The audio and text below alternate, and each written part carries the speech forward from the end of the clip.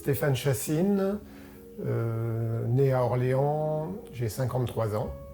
Alors j'ai créé un espace que l'on peut visiter, ce qui s'appelle les Jardins de Roquelin. Donc c'est un jardin ouvert à la visite. Alors ce jardin est spécialisé dans les variétés de roses anciennes.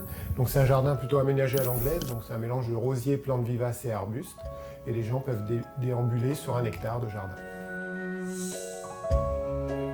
Alors en fait, à la sortie de mes études, j'ai cherché du travail pendant 1 an et j'ai rien trouvé dans le domaine de l'aménagement du territoire. Je n'étais peut-être pas non plus très motivé non plus.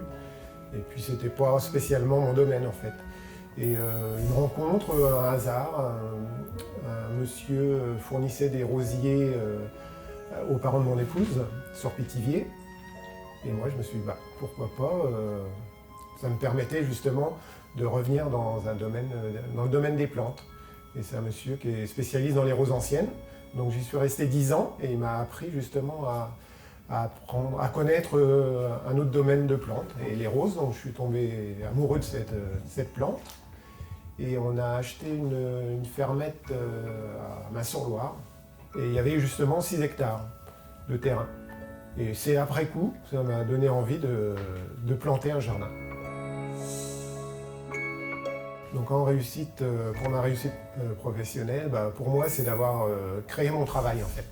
D'être parti de rien, d'une maison, d'un terrain, et d'avoir tout planté, tout créé à partir d'un champ en fait. Il n'y avait rien à la base à part les bâtiments. Et c'est ça ma fierté professionnelle, c'est d'avoir créé mon emploi. Ce qu'il faut, c'est faire vraiment ce que l'on a envie de faire, si l'on peut. Parce que de toute façon, même si on fait autre chose, je pense qu'on revient toujours à ses premiers amours. Et de toute façon, on ne peut pas trop se forcer à faire quelque chose qui ne nous correspond pas. Je pense que quand on est encore jeune, à 20 ans, la formation scolaire, c'est l'idéal.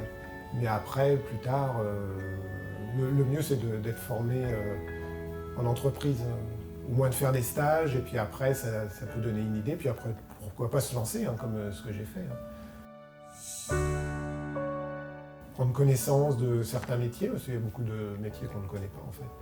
Donc d'aller à la découverte, et après il y a le hasard de rencontrer quelqu'un, on peut être pris de passion par un nouveau métier. Donc ce qu'il faut, c'est découvrir pour pouvoir choisir.